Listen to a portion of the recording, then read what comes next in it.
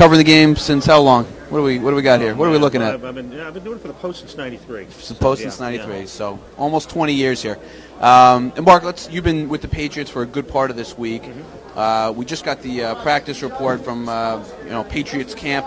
Gronkowski, I know we've been doing Gronkowski Gate kind of all week here, but where are we with him as we get set to go to the game? It's kind of funny, Mark, because every year, you talk about doing so many of these Super Bowls, every year there's like some injury du jour, or of the week, so to speak, right? Of a big player. If it's not, it was Brady's ankle or foot before the Super Bowl 4 years ago against the Giants. Yeah.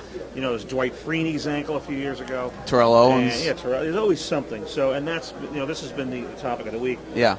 And rightfully so. To be honest with you, I covered the game, the AFC Championship game, and when I saw the injury, I didn't think the guy was going to come back. Period. Right. It looked bad. It really looked bad, and the fact that he came back later in the game was shocking to me.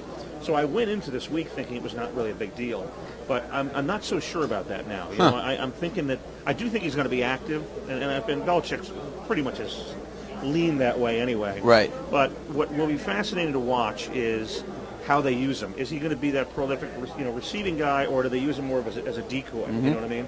So I think you're going to know fairly early on in the game which way that's going to go. If he's himself, or whether they're going to have to be compromised with him or not. You've been with the Patriots for, like I said, not only this week, but from covering the Jets for so long, you've seen this, the Patriots pretty thoroughly throughout the years. You're familiar with Belichick and Brady. What's something this week maybe that you picked up on that you think is kind of interesting, or might be kind of something to look for in the game with New England? Well, I would say less about what's taking place on the field is how loose Belichick has been. Huh. Belichick, as we've all known, everybody that watches any of his press conferences, is a very tight dude. Yes. And doesn't give up a lot, but he's been much more effusive with his answers this week, and really kind of given some effort, and even given a little bit of effort to be humorous. So it seems to me that he wants to change his image a little bit. Is that what you think it is, or do you think it's calculated at all? Everything's calculated with these guys, but that said, I think he's pretty confident in his team, much the way Tom is with the Giants. Yes. Because the Giants have been very, I think Coughlin's been pretty loose all week too. Yeah. So you don't really get that vibe that that these guys are very tight. Now, Saturday night they might be a little tighter, leading into the game. But the things strategically. One of the things I'm fascinated to see is what the Patriots are going to do with their spread offense. They were extremely successful against Baltimore with the spread offense, and they were very successful running the ball. They spread them out. The Giants got to have nickel package in there, and they got smaller guys in there. And Brady checks off into these runs, and Ben Jarvis Green Ellis is busting 7-yard runs. Right. And against a pretty good Ravens defense. So they did that against the Jets earlier this year. Yes, they did. Yeah. So that's going to be interesting to see. I mean, we're clearly going to see no huddle, and they did no huddle the entire Baltimore game. Right. And because Baltimore just couldn't handle it. Whether the Giants handle it better, I don't know. I think the Patriots might try to run the ball a little bit more than we think. That'd be interesting. That'd be interesting. Well, let's talk about when you brought up Belichick, let's talk about him defensively here. And look, this Giant offense is a pretty good machine right now, especially with Eli and his receivers. Do you think Belichick comes up with a plan that really limits the Giant offense, or do you see this as the Patriots essentially having to win a shootout type game? I would lean more toward having to win a shootout. You do? I do. I think the linchpin for the Patriots defensively is Vince Wilfork. Mm-hmm. He's been playing out of his mind. Yeah. And the Giants are not the strongest, in the middle of the offensive line right now. And so I think how the Giants deal with Wilfork is going to be a big deal. I was talking to Carl Banks a little bit earlier today, and that was his. I'm kind of a little bit parroting what he was saying to me because he really felt that was the case. And I was covering the Baltimore Patriot game. Yeah. And, Wilfork could not be stopped. Right. Much the way in the Niner game, Justin Smith was throwing people into the San Francisco Bay on the way to Eli Manning. So I do think that is the biggest key. But Eli Manning and Nix and Cruz, they're going to make plays. Mm-hmm. They're just going to make plays on that Patriot secondary. I mean, I'm still not a believer in Julian Edelman covering an important receiver. And there's no way that he's going to be able to stay with Victor Cruz. They have to give him so much massive amount of help. To do that, to cover him in the slot, if he's indeed going to be on him. Yeah, and I think the interesting thing is, Manningham is kind of like this third wideout. Yeah, he could have a big game. Yeah, he's caught touchdowns in all three of the playoff games so far already. I think I heard you ask him a question about that. I did very much. I did indeed. Yeah. Look, I want to get to your pick here. We all made our picks for the paper today. We went through them with Brian and Paul earlier this morning. Well, my pick's going to be better than Brian's. Well, that's why I said save the best for last here. Who do you like and why? Well, I will start by saying it almost seems too obvious to me that the Giants are going to win the game just because I think their defense is better. Yeah. And their offense is good enough that it can keep up at least to some degree with Brady, if not be better. And frankly, Eli Manning's playing better than Tom Brady in the postseason. So I just think that the factor there is the Giants' defense is just better than the Patriot defense. It almost, as a guy who likes to bet every once in a while, I'm not a big better, but I mean, sometimes when things seem too obvious, I get nervous. Right, you know what I mean? right. But I do think it's going to be a very close game. I think it's going to be a last possession game.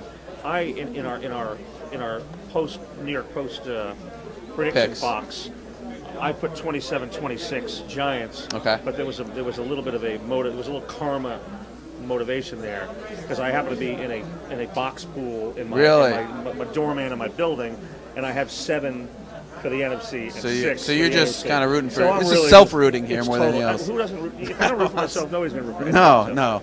Yeah, but I do think it's going to be a close game. The more I think about it, though, I think it might be in the 30s. Really? Yeah, but I put 27-26 in the paper. Okay, 27-26. Well, I went. This is my third time saying this on camera, so I don't want to. We'll block it out. Yeah, but you just whisper it to me. I went the same score, but as Super Bowl 42, but the reverse winner. 17-14 Patriots, wow. Which is obviously very low scoring. You're believing in defense. Yeah, I mean, wow. I think it's interesting. Like we've talked about 17-14 in the first. In the first quarter, yeah. We've talked about this turf and how that probably benefits offenses. And something I remember, I'm going to fail to give completely proper credit because I can't remember what Massachusetts newspaper it was. But years ago, when the Giants beat the Patriots in Super Bowl 42. That whatever paper it was did a story on Peter Junta, the Giants secondary coach, who was from Massachusetts. Former Jet coach, too. Yeah, and they asked him about it, and one of the things he said was that when they got on that field in Arizona, they felt like it was really fast, and that Junta said something like, these guys aren't going to, their offensive line is not going to be able to deal with the speed of our pass rush. And so I'm wondering if this track, while we all think it's going to benefit the offenses, could also lead to some pass rushing, situations that kind of limit things offensively. Yeah, listen, anybody that has success against the Patriots bangs Brady around. Yeah. And if anybody has the personnel to do it, it's the Giants. Yeah. So what that offensive line does with Chuck and Osi and company and JPP is, I mean, to me that's the key to the game for the Patriots is somehow keeping Brady on his feet. Absolutely. Well, one last thing, obviously, before we sign off here is kind of the one of the big focuses this whole week, but other than the Super Bowl, has been Peyton Manning. Yeah. And obviously, everybody knows this angle of Eli's brother and Brady's rival, and now it's Peyton's hometown. And we've seen kind of this back and forth with Peyton and Jim Irsay and whatnot, and just kind of since we're getting toward the close of the season and the off season's coming. How does this play out in your mind? What happens to Peyton? Where does he go? Yeah, we does he play? We need a pretty good longer segment for this because I tell you what, not that we have commercials, nobody pays. No.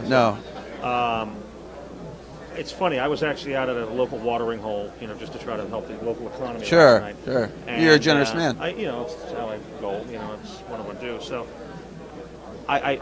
it was a little band playing, and the guys finished up, and they came over to our table, and we were chatting with them a little bit. They were locals. And, And we started talking. He was talking about Manning, and this guy can't wait. This is obviously a big Colts fan. Can't wait to get Andrew Luck here. Really? I can't get him here fast enough. And even I saw a clip on TV the other day about the guy Lucas, the guy that owns Lucas Oil Stadium, Lucas Oil. He had some sort of party, and they quoted him, and he actually was quoted on television as saying, "Well, I probably shouldn't say this, but when we bring this Andrew Luck young man in, it was like, they've already deified Andrew Luck. Yeah. They probably got a number hanging in the locker for him already. Right. But my point to some degree, which I know I'm rambling, but this guy I spoke to last night, I think it's a sentiment of a lot of people around here, and it's shocking to me, is they're ready to move on from Peyton. And I think they wouldn't even be in Lucas Oil Stadium or a Super Bowl if it wasn't for Peyton. This hotel that we're sitting in right now would not be here if Peyton Manning wasn't here, because they built this hotel for the Super Bowl. Right. So they can't wait to get They can't wait to get him out of here. Right. This is a spectacular Hall of Fame historical quarterback. If I am, and obviously if you listen to stuff that Irsay's been saying, I mean, if the writing's on the wall, then right. It seems like he's gone. Yeah. And the question is he healthy enough to play? And then if so, who takes a shot at him? That's going to be fascinating because obviously some great parts around him in this system that goes in here. If he goes to Miami, which is a more of a plodding offense, or it has traditionally been. Yeah. How does that play out? Right. Is he going to be able to function in that kind of system? Will he just be ordinary? Right. I think the guy is just too good to be ordinary, regardless of where he is. If I were a Colts fan, I would want to see Peyton Manning try to come back and give it a go, and let Andrew Luck sit for a year. I mean, we all see what happened with Aaron Rodgers. What was wrong with that? You know what I'm saying? Right. So. The flip side of it is, look what's gone on with the Jets and Mark Sanchez. Yeah. Now, Sanchez has not in any way been a categorical failure, although a lot of Jet fans would argue. Mm-hmm. But he was thrown right into the fire, and he's taken his lumps. He was pretty bad his first year. The guys that sit and wait, Chad Pennington, he sat and waited, and he was a pretty good quarterback. With limited skills. Limited Brady, obviously, arm and stuff. So and Brady sits, goes in. So, I don't know why these. Who even knows if Andrew Luck's really good? I know. And it'd be one thing if your quarterback is, whoever. You have Billy Joe Tolliver there. You make the change. There's no such thing as a sure thing. There's just no such thing. And these people here think that Andrew Luck's going to come in here and they're going to go 12-4 next year. Yeah. I think that's a travesty. That ain't happening. Right. So we'll see. It's going to be an interesting offseason. That's going to start soon enough. We're 48 hours though until Super Bowl 46, and we're obviously going to have plenty more content for you guys leading up to the game and then after the game as well. So check back to nypost.com. You can follow Mark on Twitter at, easily enough, Mark Cannizzaro. You can follow me at HailMark, and obviously you can read all of our stuff at nypost.com.